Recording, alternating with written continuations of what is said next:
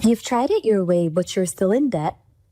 Or maybe you're doing okay, but want to invest smarter, grow faster. MillionaireX.ai gives you real step-by-step strategies to ditch debt or stack wealth. Stop dreaming and start planning. Visit MillionaireX.ai today. I want you to be the next millionaire next door. Finding the right real estate professional can be challenging. I'm broker Melissa Wilson. I'm knowledgeable in all aspects of the real estate process. So whether you're looking to buy new or an existing home or have a commercial need, I'm here to help.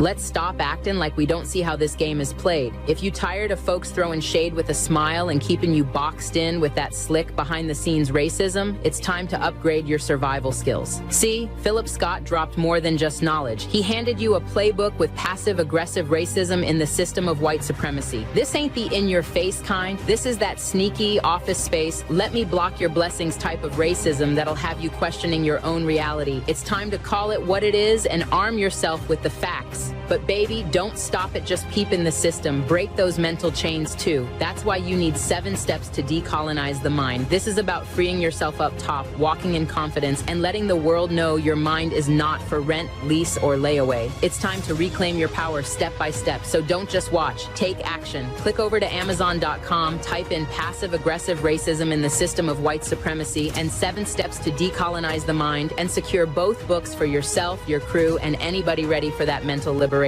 La Sherika said it, now go do it. Invest in your freedom. Pick up both books today on Amazon.com. Trust me, your mind will thank you. After 13 years of exposing lies in the media, I discovered the biggest lie of all. They want you to think racism is random, accidental, just bad people doing bad things.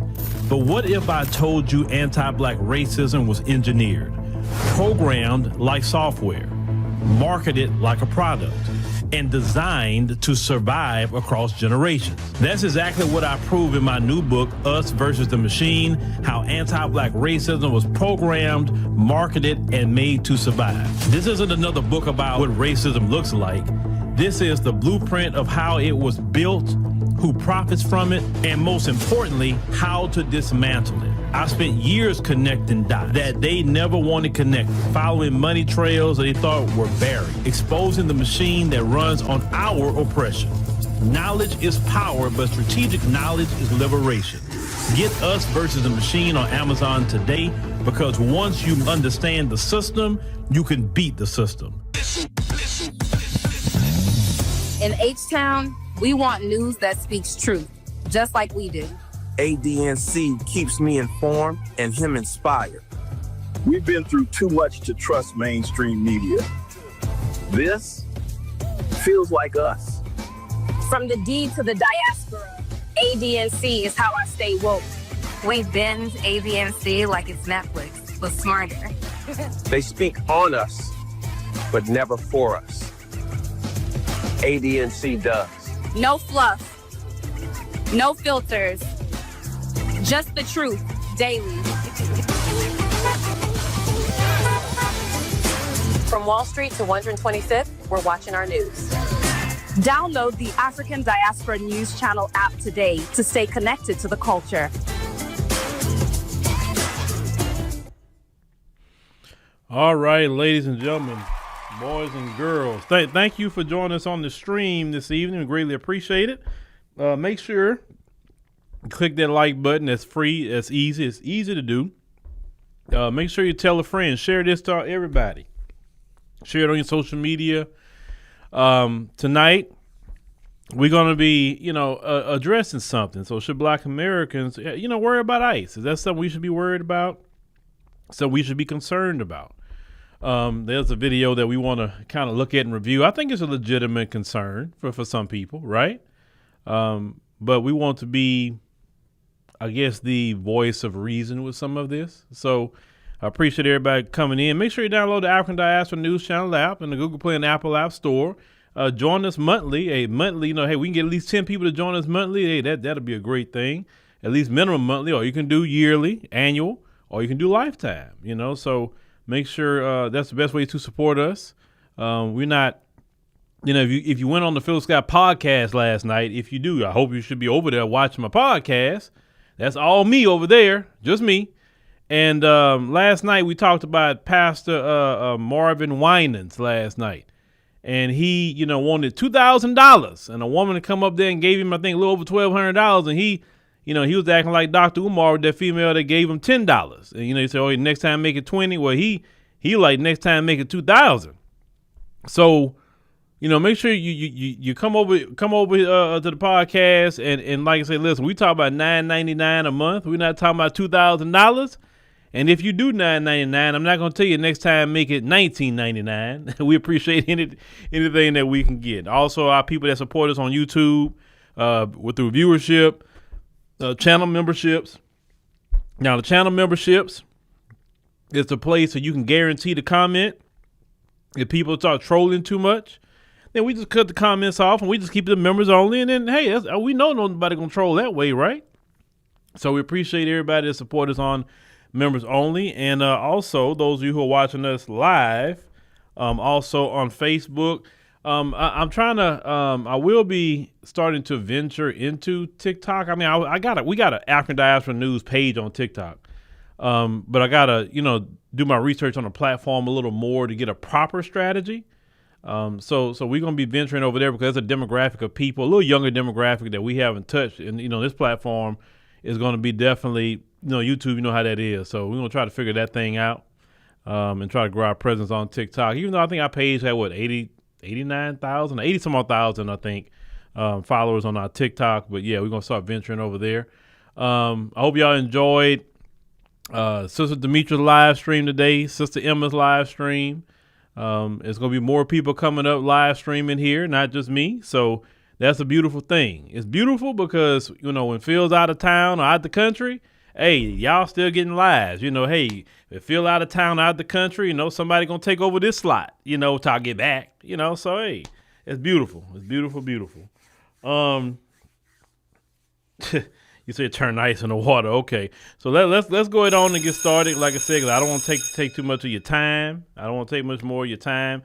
Now, you impatient people, you start being impatient. If you start talking crap, even after the video, I just block you because I don't like impatient people. Sorry. You need to calm down a little bit. Life is not about rushing. Life is about taking time. And let me tell you something to you people that don't want to relax. Patience have its perfect work, like the Bible teach. And what I've learned and what taught me a lot of patience, the more and more I want things rushed, the more and more I'm waiting. And I've learned that when I'm patient, things happen like this. It happens too fast. When you're just patient and you're focusing on other things, you're not even tripping on one thing, right? So learn patience, because if you don't learn that lesson, you will keep having that test given to you. All right. So we got this young sister here that's kind of worried about ICE. And she's worried because she see that maybe Haitians and maybe some, African immigrants, maybe Jamaicans or other different Caribbean immigrants, are getting caught up in the ICE, protests. The ICE raids. And so she's worried about black folk. So let's play the video and let's just, really dive into what she has to say here. And I think it's a legitimate conversation. Quick question for my brothers and sisters. Have we been telling everyone that we're not part of this fight and it's not our fight? Because we're darker than the Hispanics. And I know I look Hispanic. My daddy is darker than a lot of y'all. My mama is white, but that's a different story. Either way, I'm not Hispanic. I'm black. So have we been telling people that? Because y'all know that they're arresting Jamaicans and Haitians and stuff like that now, deporting them, right? They're getting sent to the concentration camp. So my question is this: how they gonna tell? How they gonna tell the difference in black people if they think we all look the same? What y'all gonna do? What we gonna do? How we gonna sit it out if they're coming into apartment complexes and picking people up? I just want to know, Because, I mean, we were brought here, you know, like forcibly way back in the day. But, I mean, now how they gonna know? All right. Let's just dive into that. How would they know? How would they know? Don't see some of y'all that say that, y'all don't know white folk, do you? White people have been studying every flavor of black their whole existence. You understand? They know the difference between a black American and a Jamaican or Haitian. They know the difference between a black American and an African. They do, because that's all they do is study black people. They know way more than what you think they know. So y'all really think they don't know? They know. They know. But let's start this video over, because I want to take it point by point by point. I don't want to just give a quick synopsis. So they know more than what you think. I promise you. That I do know. Y'all really underestimating what these people know. I know what they know. Trust me. Quick question for my brothers and sisters. Have we been telling everyone that we're not part of this fight and it's not our fight? You know, like, because we're like darker than the Hispanics. And I know I look Hispanic. My daddy is darker than a lot of y'all. My mama is white, but that's a different story. No, we're not doing it based on skin tone or skin color. That's not why black Americans are sitting things out or not being involved. The main reason why we're not being involved is because we all had received a download from, I believe, from the Lord. Because when you have black people move on one accord, we didn't have any meetings about it. We didn't discuss it online. Nobody saw it coming, because, you know, they ear hustle everything that we say and we do, right? So when everybody moved, like I say, one band, one sound, when we moved like that and say, you know what, we're going to take a collective rest. Nobody gave us permission. Nobody had a meeting, nothing. And we all got on code with that, because we are a spiritual people. That's the difference with us versus a lot of others, is that we move with the spirit. We move with soul. Others don't. Not like us. And clearly the folks, you know, but we understood sometimes it's time to sit down. Now, the scriptures teach there's a time for everything underneath the sun. It's a time to fight. Oh, yes, it is. And it's a time to sit your behind down.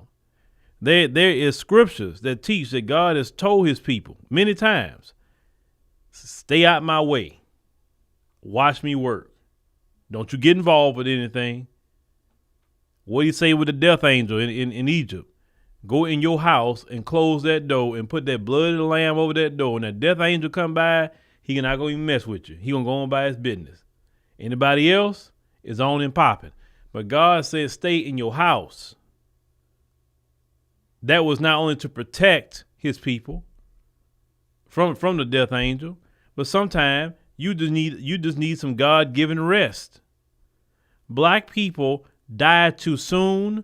Black people get all these health conditions, and a lot of it comes from the stress of fighting and dealing with anti-black racism, dealing with sabotage, dealing with so many different things. How is it that when I see black people from my lineage leave the United States of America, go move to another country where they don't have to deal with these issues and problems, and when I see them, they're happier. They all of a sudden losing weight, not even trying, because the food's better. Losing weight, not even trying, and they're more at peace. Not because they don't care about their people here, but this environment that these people have created, this system that they created, okay, is not a peaceful system, because it can't be peaceful, because they made a covenant with one who's not about peace. Because if they made a covenant with one that was about peace, we would have a peaceful atmosphere. It's kind of like you go in somebody's house. If that person, like just a good person, a good spirit, the whole house, you'll feel it in the whole house. And if you got tension and you got problems in the house, when you walk in, you'll feel that tension. You'll feel it. You don't feel that peace in that home. You're like, ooh, what's going on in this house? And you'll leave because you know it's not a peaceful environment. How many times y'all walk into somebody's house and you just feel uneasy because not that nobody told you nothing, not because of anything. You just felt that uneasiness. You felt like just some strife. You felt it like in your spirit. It's not even that you was a part of it. So much so that you want to leave. You get what I'm saying? So that's how it is in this country. You are in a whole country full of strife, hate, discrimination, perversion, immense perversion, thieves, liars, great sin and unrighteousness. You cannot have a peaceful environment when you have people that live their life of a sin and unrighteousness. Now, old boy, just prime example. We talking about Washington, D.C., and I know this happens, but I'm glad he's put it out there. Old boy George Santos had just been Trump let out of jail. The dude that was the former congressman. He was putting a dime out on him before he went to jail. And the one thing that he said is that, yeah, all these Congress people and senators, they are all sleeping with the lobbyists up there. And I'm like, you know, he said, I don't care about anything. I'm telling. Oh, I believe him. But because, you know, these people do anything to get what they want. And there's a lot of perverts up there. A lot of them. That's why they only want certain people up there, and they don't want real people, because you have the real people, the righteous people, go up there to the Congress and the Senate. They be like, what? Hell no. What are you talking about? Like, you a 304 or something? Like, I don't get down like that. You know what I'm saying? See, they don't want them kind of people around. I say, oh, no. I believe in the Lord. And you say you a Christian? They say you a devil. They don't want them kind of people up there. They really don't. Anyway, so that's why you don't have peace. So us putting ourselves in a mix of everything, not only dealing with the environment, now we actively fighting a system that don't want no change. And we have to fight for every step of the way. So us moving out the way had nothing to do with skin tone, skin color, or nobody else's community. It has something to do with us, okay? So let's go ahead and continue. Either way, I'm not Hispanic. I'm Black. So have we been telling people that? Because y'all know that they're arresting like Jamaicans and Haitians and stuff like that now, like deporting them, right? They're getting sent to the concentration camp. So my question is this: how they gonna tell the difference in Black people if they think we all look the same? Okay, let's just go with that on the surface. How can they tell if we all look the same? Now, we can go into the nuances with that we all don't look the same, but it's differences. Black Americans aren't in an immigration and custom enforcement system. That's number one. We're not. Our names aren't floating and our pictures aren't floating in that system. They have no record of us coming in here on a visa or having a green card or asylum or temporary asylum. They don't have none of that about us, whatsoever. A lot of us have U.S. passports. When they run our names, we have driver's license. They can easily find our birth certificate because them cell phones they got in their hand, ICE. They take your picture and then in that system they have, they pull up everything on you just like that. Oh, well, once they take your picture, they figure out who you are real quick. They do. So you know where you're born, you know where your family is come from, right? And how is it? Let's just ask questions. They've been doing mass deportations ever since Trump been in office. I haven't heard of a story, not yet, that a bunch of Black Americans were taken to El Salvador in that prison down there. I haven't heard any Black Americans being deported to any African country. I haven't heard no Black Americans being deported to Mexico. I'm talking about a bunch of them, right? We're talking about a bunch. I haven't heard it. And if it were happening, you better believe we would be reporting it right here. So where do you get that part from, sister, where we look alike and they can't tell the difference? When you open your mouth, they hear your American accent real quick. When these other people open their mouth, a lot of them, and and usually the ones who don't have the accents are first generation. So that's usually what that is. But the people that just got here usually have an accent, no matter where they come from. That's a telltale sign when they hear an accent. Oh, you an immigrant. So when you got here, that's one of the quickest ways for them to tell. The accent. But then once they get their picture and they try to run their information, they see, oh, he's here for this, she's here for that. Yes, ICE is being very heavy-handed. Yes, they are. They're doing tactics that I don't agree with. But I still have not heard. They in Chicago right now. Chicago has a lot of black Americans in Chicago. A lot. Okay? Good sized city of black Americans. I have not heard no brothers and sisters in Chicago, and I know them, hit me up and say, hey, Phil, man, they went deported about 100 people from Old Block. Man, they didn't went to the South Side. They deported 200 over there. They just gaffing us up and deporting us. ICE is in Chicago. They're not deporting black people like that.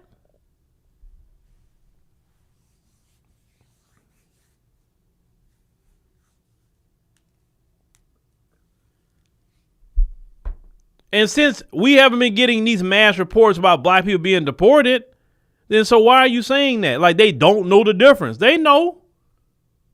Now, will you have maybe some racist ICE agents out there that's just trying to mess with black people and cause the problem? Yeah. Oh, yeah. I definitely see that happening. But actually being deported, listen, let me tell y'all something. They not going to do that. Because let's say they went to Chicago and they just start gaffling black people up and deporting them. They know what kind of response that's going to be. Now, something like that probably will get black people outside at that point. But black people at that point are defending their nation against tyranny at that point, and they're being patriotic and being patriots at that point. Because you cannot deport an American citizen. We're not talking about a naturalized citizen. We're talking about from the soil, built America, black America. No. They're not doing that. So I don't know why some of you trying to pull that argument. They don't know the difference. They know more than what you think.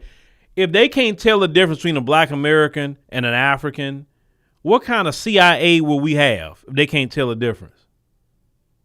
You trying to act like the CIA and the FBI don't have no intelligence, no nothing. They just don't know nothing. They don't spend billions of dollars a year studying.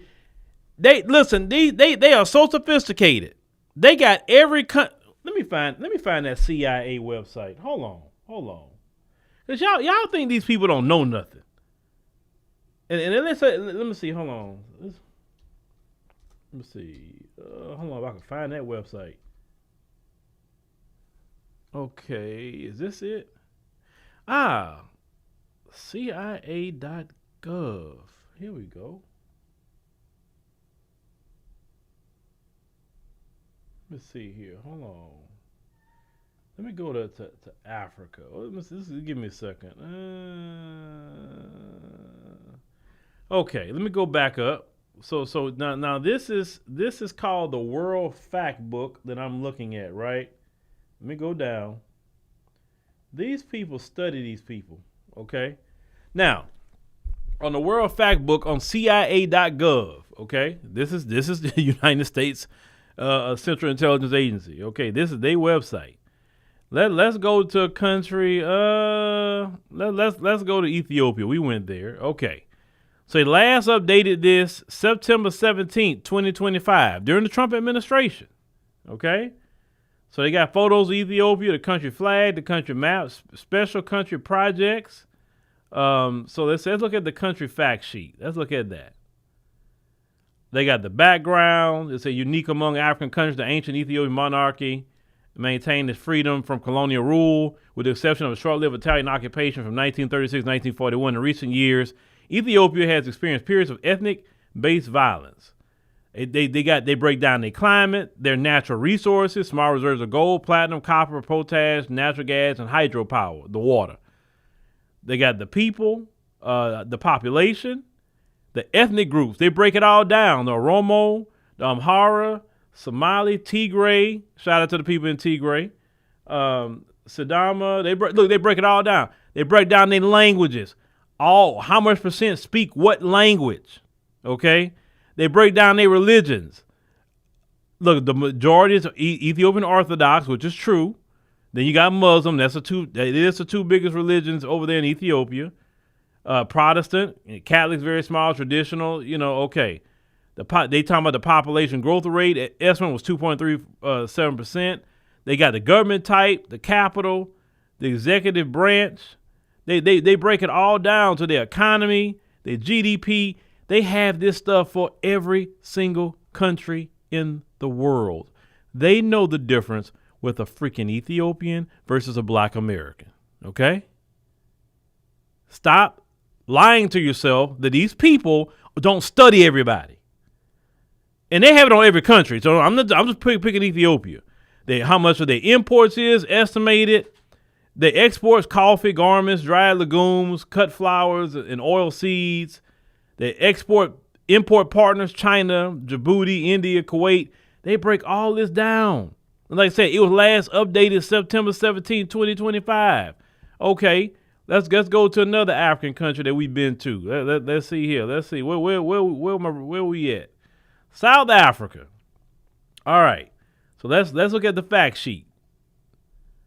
All right. So they get this the background. Let's say AD 500. Okay, 500 years after the Lord then transitioned to his rightful place. Bantu-speaking groups settled in the northeastern South Africa. Dutch traders landed in the southern tip of present-day South Africa in 1652. So meaning South Africans, these people are invaders. The Bantu-speaking peoples, which is your people, was there since 500 AD. This is the U.S. government CIA telling you.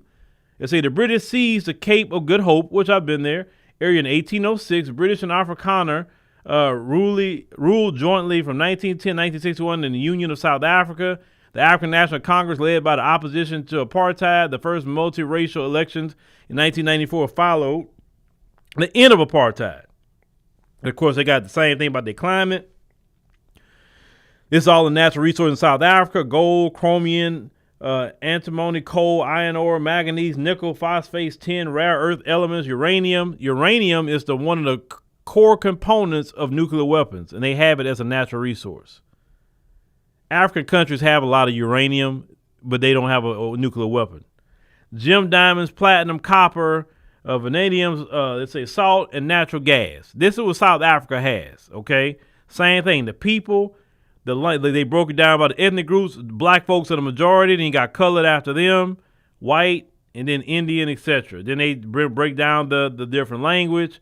Zulu is the largest language spoken over there. Then Xhosa, it's Afrikaans, Spedi or Pedi is another one. Setswana. They break down every language they speak. They study these people. They study everybody. Stop running around here saying they can't tell the freaking difference. They break down their religions, every bit of it, what percentage, about the population growth, the government type. Pretoria, okay, yeah, I've been to the Capitol building. It's a nice spot. Of course, who the president is and all of that. The diplomatic representation. They tell me their GDP. They do this for every single country. And if you want to do that, it's CIA.gov. It's called the World Fact Book. So stop saying that these people don't know the difference with black folk. Just. And I've been seeing that a long time ago. But, I never had a chance to use it to today, right? Our government is pretty transparent in a lot of ways. You just got to go find it.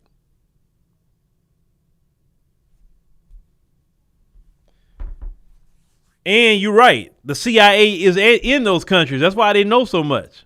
They in every country of the world, the CIA. So with that being said, yeah, they know the difference. They know the difference very well with black folk, okay?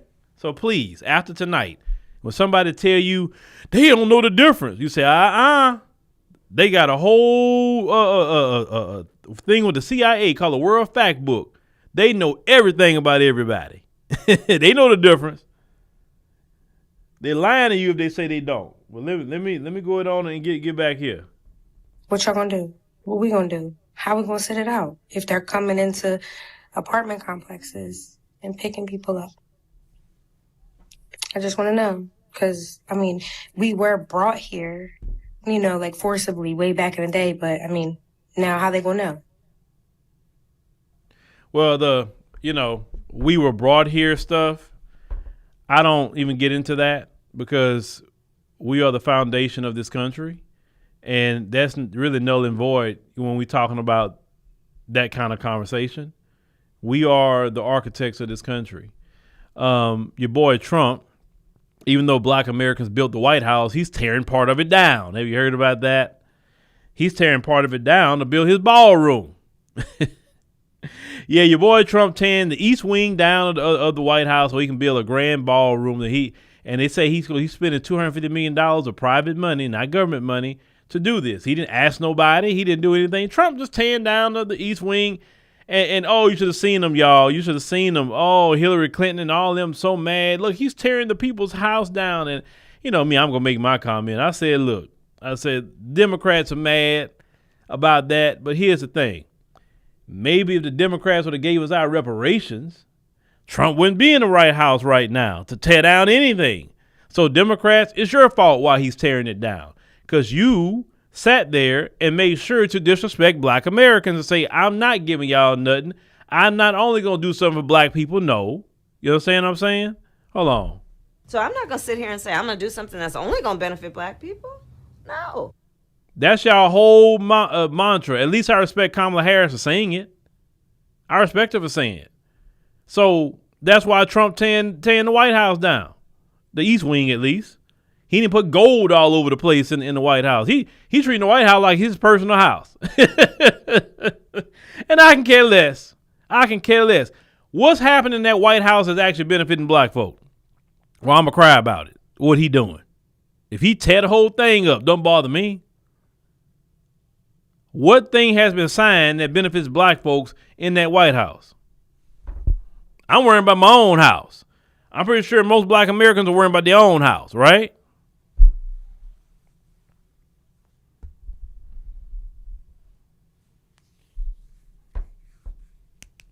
So we ain't worried about Trump. What he doing? Oh, it's the White House. It's this and that and the third. I say maybe you should stop calling it the White House. Maybe you should just call it the presidential house or something. Call it something else. The White House. That lets you know how remedial you are. You still call it a White House, but for you, the White House means something different than just, oh, we're saying because it's the color white. Well, you don't call the Capitol white, do you? No, you want to establish it's the White House. It's the House of Power. And it's white. Whatever. That's why I say, Trump, if you want to tear the whole thing down, it don't bother me. Have fun. Remodel the whole thing, Trump. Make it into your image. I don't care.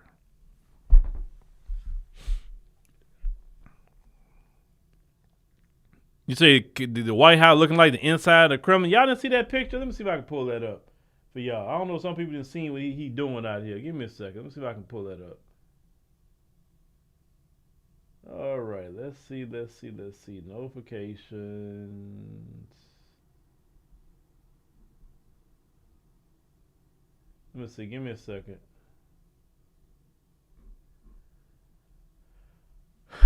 All right. Let me go ahead and just show y'all real quick. Well, it's not the one I was looking for. So hold on. Nope, not that. Yeah, there we go.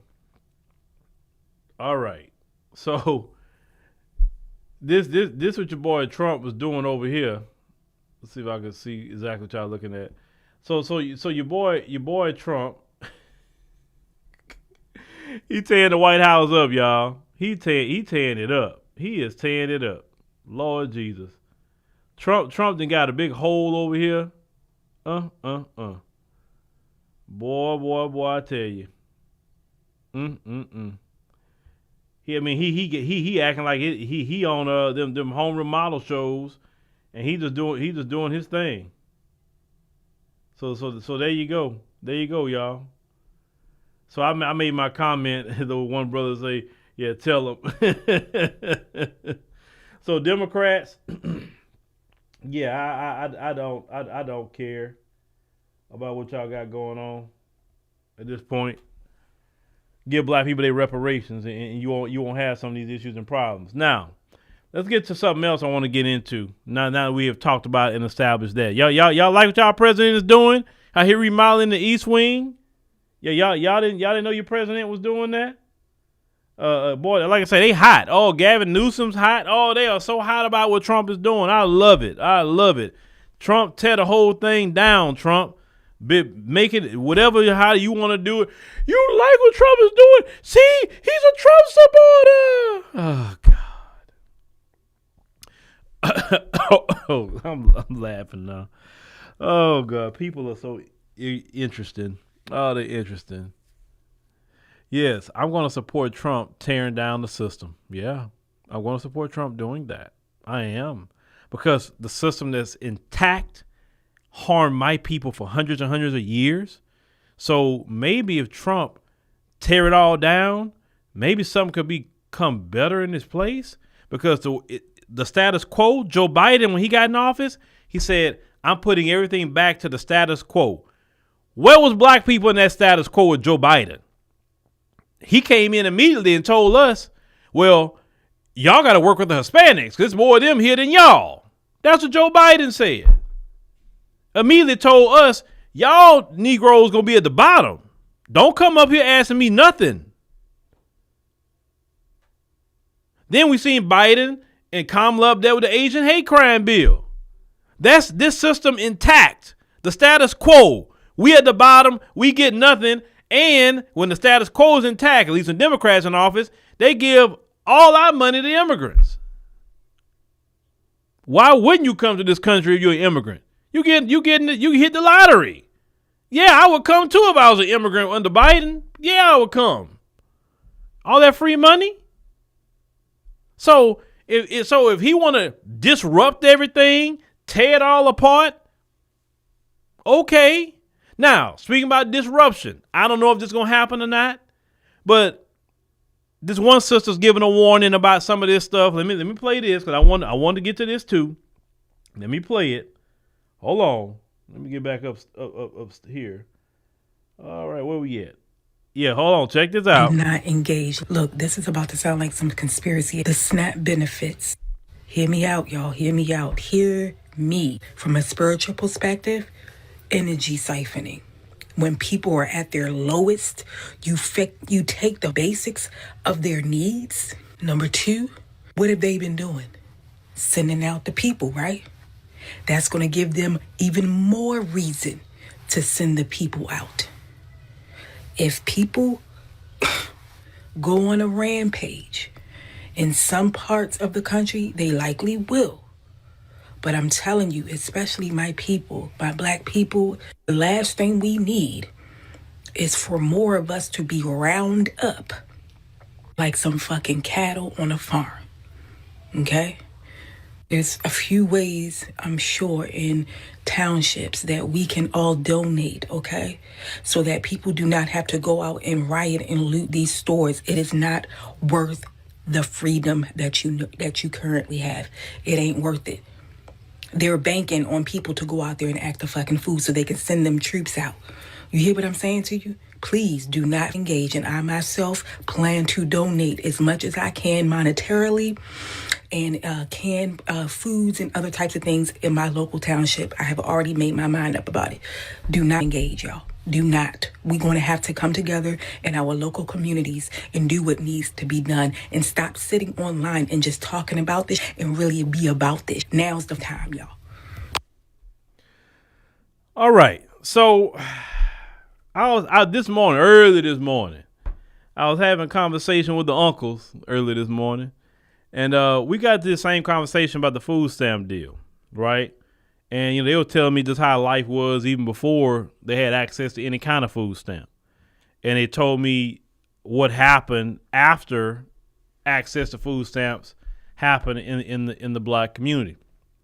And one thing that all of them said in particular, two things happened after all the food stamps and welfare came in. They mentioned how a lot of black men lost their jobs in manufacturing in the 70s. They mentioned that. And then they mentioned after that, with all the government assistance came in, the disrespect that started kind of happening toward brothers. And they always saying, hey, if this happened, then shoot, they feel that a lot of that's keeping black families apart is what they were saying, because if you can't work with a brother or depend on each other because the daddy government gonna do it, well, it psychologically changes you. And so let's say this happens. Let's say in November there's no food stamps. One thing we all agree, black folks gonna be all right. We'll be all right. Now, do I advocate people go out there and steal? No, I don't advocate for you to go steal. If you that down bad as a grown person that you don't know how to eat some beans and rice, because I've ate beans and rice many years.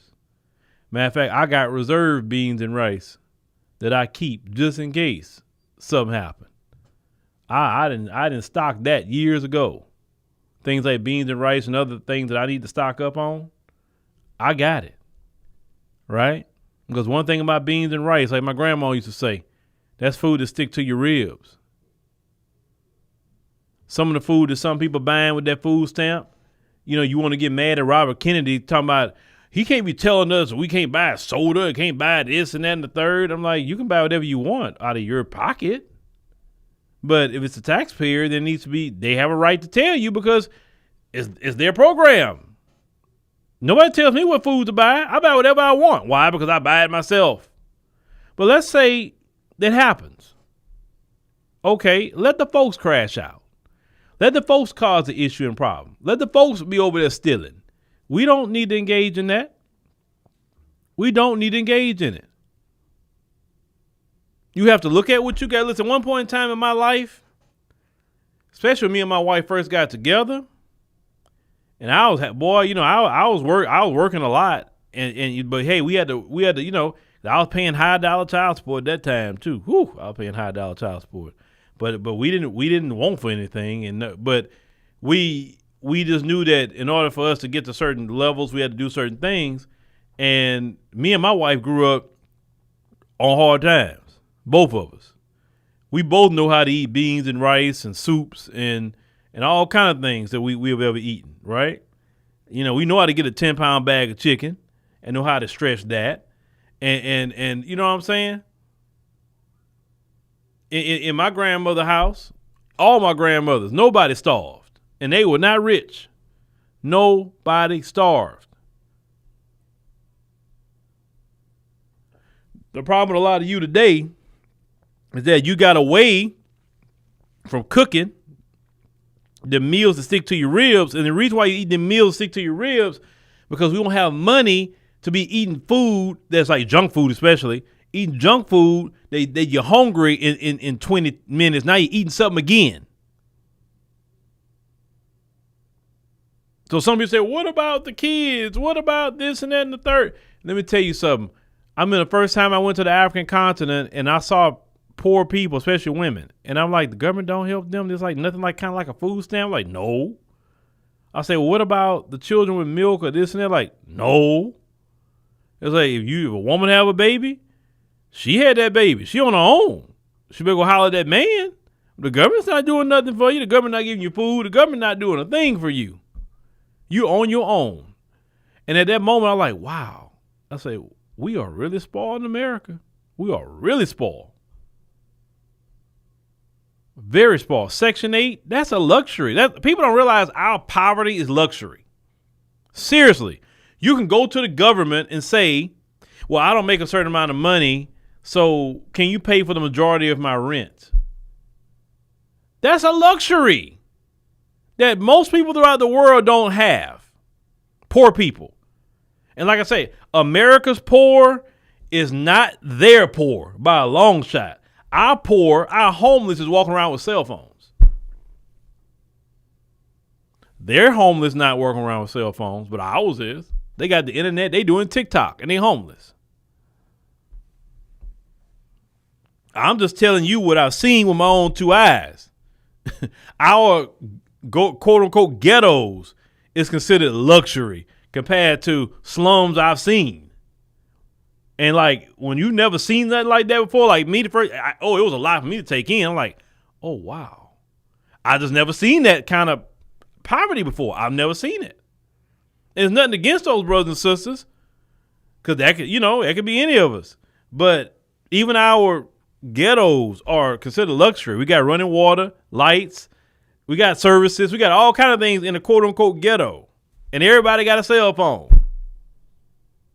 So when other countries hear people in this country say, I'm poor, they look at you like, and you got a cell phone though. You poor, but you got on Jordans. What are you talking about, you poor? That's the disconnect sometimes that Americans don't realize when we say that we're poor. Now, we may be American poor. Now you can say that, but not technically poor. No, you're not. Oh, you said the minister talked about that 50 years ago? I'm just telling you what I seen. I'm telling you what I seen over there in the continent and what I see here. You know what I'm saying? It's so, but what I'm getting to is black people gonna have to work with each other. Black men, black women gonna have to work with each other again. So you see, some people think, I saw this one woman talking about the muumuus on TikTok, talking about, yeah, grandma had these muumuus on, but all her bills were paid and she had a house. Grandma wasn't walking around half naked, was she? And yet she had a man paying her bills and she had muumuus on. And most men like muumuus, and men know why you like the muumuus. I mean, I ain't got to explain it here. Maybe you should start styling those muumuus and things like that, right? And stop being half naked. You ain't got to be half naked. Trust me. Grandma didn't walk around naked, and grandma had about 11, 12 children, and you never seen grandma walking around naked or half dressed.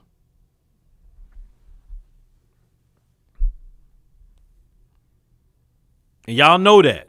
Grandma only had about a gang of kids, and you never seen grandma go out showing anything. So clearly grandpa was getting down to business, wasn't he? And she had the muumuus on.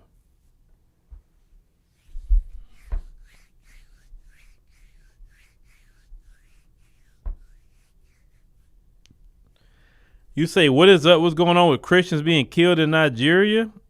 I don't know. That's probably something got to ask Lenient or Effie about.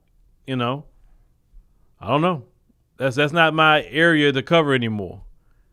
I don't know with that. I mean, I'm pretty sure it's some Islamic terror group doing it. Or is it Boko Haram again? I mean, if their government is that weak that they can't deal with Boko Haram in their own homeland, then that says a lot about their military.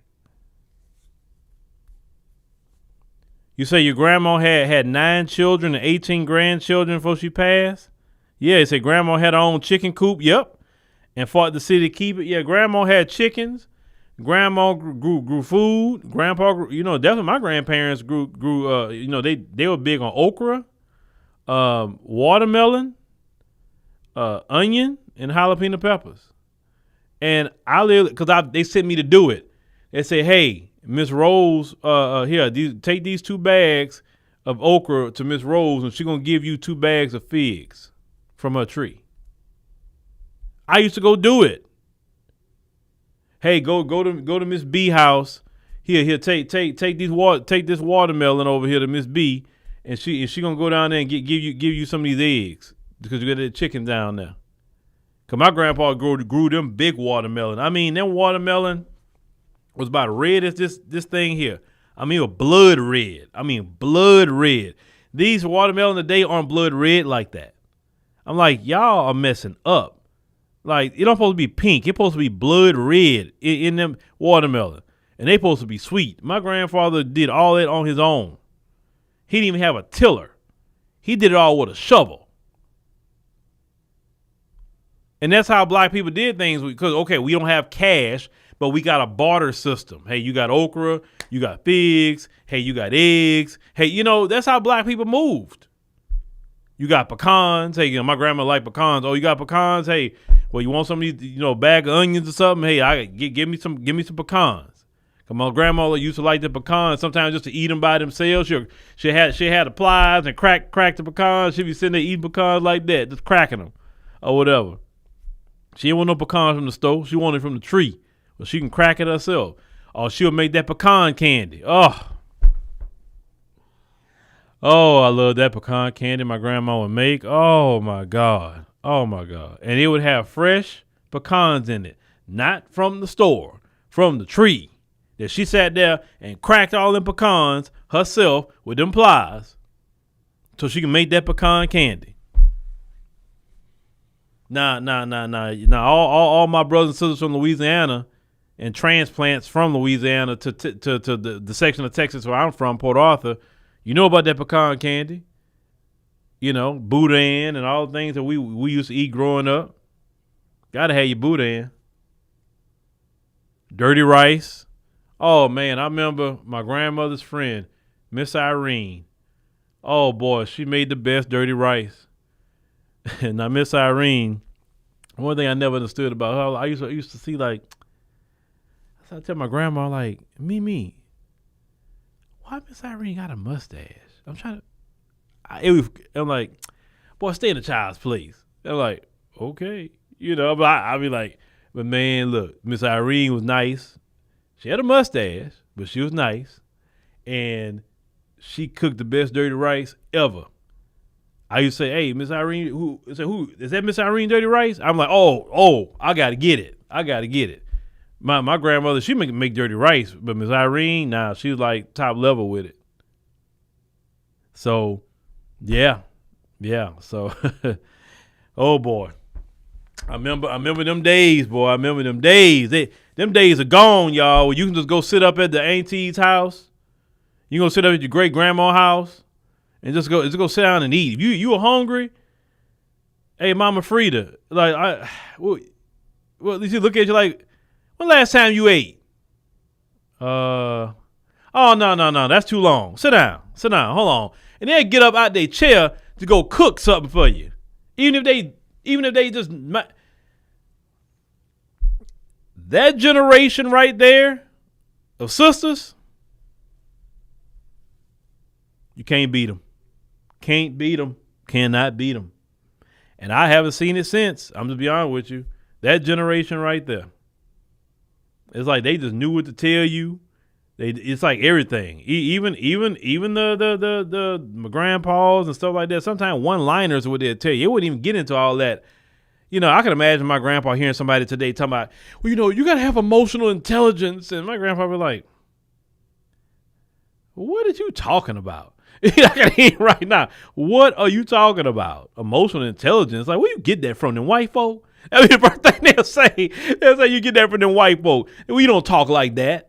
Like, you got that from them white folks college, didn't you? You said you went over there with them white folk, learned all that craziness that you learned from them, and then you come back bringing it over here.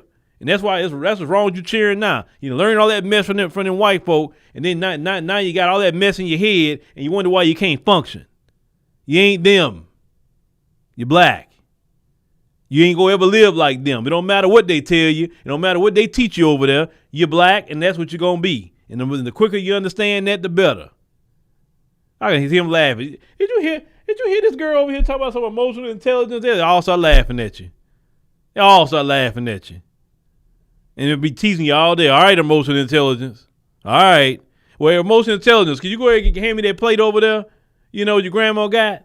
They be calling you emotional intelligence all freaking day. Just roasting you about saying that to them. So I wish I can get my emotional intelligence with these bills.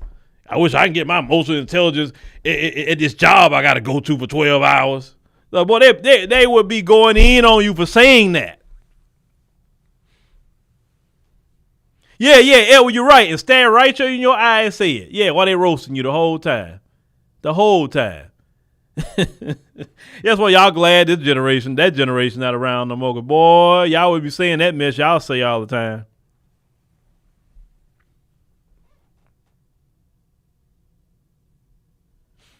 Yeah, they don't know y'all. Listen, I got to see it. Unfortunately, these other generations they get to see it. Unfortunately.